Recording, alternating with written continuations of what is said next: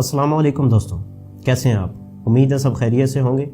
मैं हूं डॉक्टर अरशद मलिक और आप देख रहे हैं मेरा YouTube channel Mustehsan herbal clinic.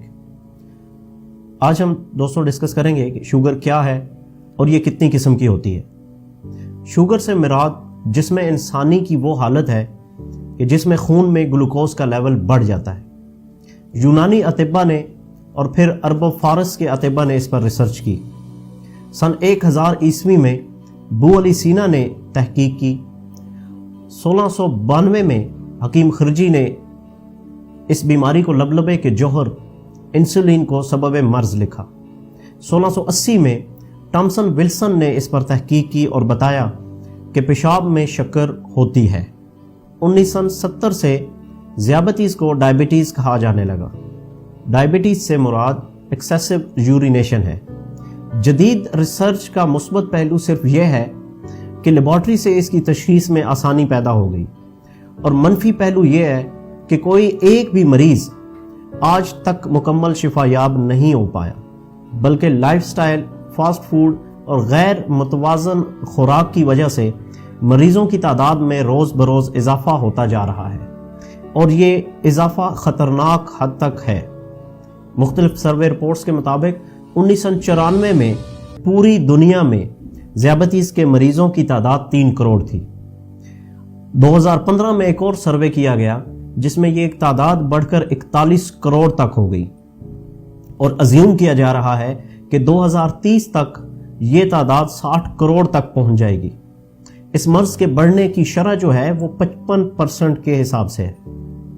Pakistan में 2030 तक अज्यूम किया जा रहा है कि हर चौथा शख्स शुगर का मरीज होगा, यानी हमारी आबादी का चौथा हिस्सा तकरीबन 7 से 8 करोड़ अफराद इस मर्ज में मुब्तला होंगे, जो कि बहुत ही खतरनाक इजाफा है।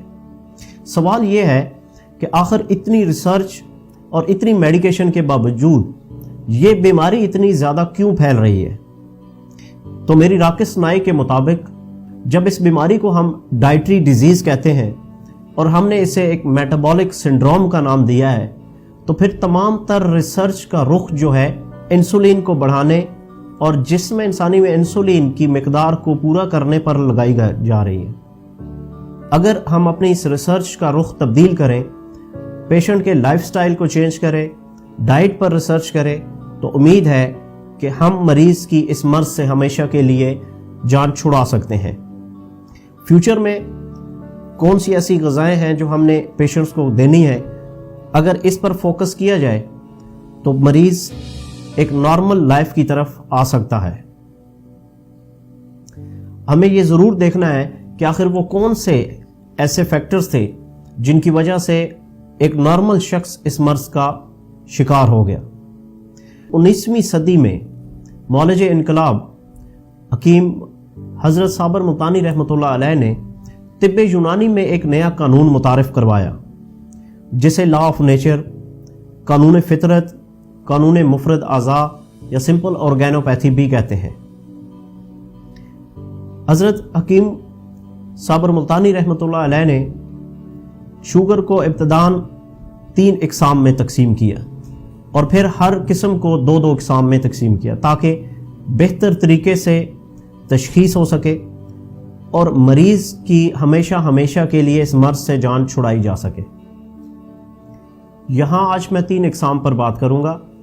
असाबी शुगर यानी ठंडे मिजाज की शुगर, उज़लाती शुगर खुश्क मिजाज की शुगर, या गुद्दी शुगर गर्म मिजाज की शुगर। इन 3 इकसाम की डिटेल्ड वीडियो इंशाल्लाह हम आपके लिए बनाएंगे, जिसमें इनके असबाब पर, इनकी अलामात पर और फिर इलाज मुआलजे पर बात होगी। अपना बहुत सा ख्याल रखिएगा। अस्सलामु अलैकुम।